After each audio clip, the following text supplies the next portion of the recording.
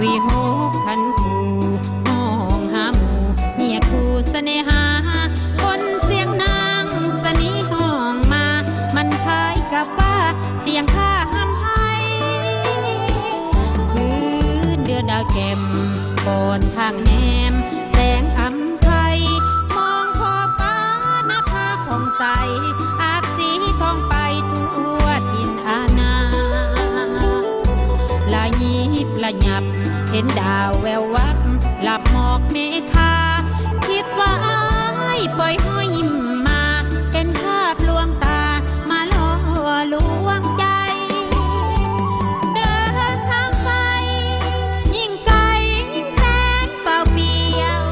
หนทางยิ่งคดยิ่งเลี้ยวละอิดละเอียวขึ้นภูลงดอยตามหาคนหักเขาหนีจากป่าให้เฮาคอยยังพะนึงคิดถึงใจจ้อยทนเศร้าใจลอยคอยเจ้าบ่มาคืนเดือนสกาวแต่งตัวเฝ้าลงจากเคหาไปคนเดียวแสนเปลี่ยวกาญามีเพียงน้ำตาเป็นเพื่อนร่วมทางบ่พบเนื้อคู่จนเศร้าตู่ขอบฟ้าเชิงสางเต้ากับฉันวอนฟ้าสว่างพอแสงเดือนจางเลยตื่นจากฝัน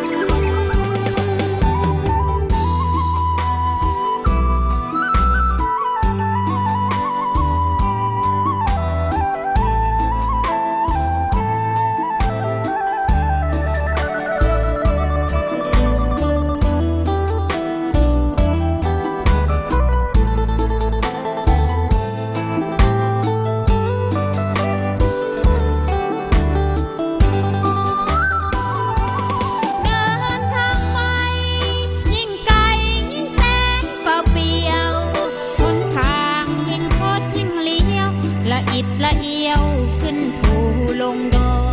ยตามหาคนหักเขาหนีจากป่าให้เฮาคอยยังคนึงคิดถึงจ้อยจ้อยทนเศร้าใจลอยคอยเจ้าบ่มาคืนเดือนสกาวแต่งตัวเฝ้าลงจากเคหาไปคนเดียวแสนเปลี่ยวกาญามีเพียงน้ำตาเป็นเพื่อนร่วมทางบ่พบ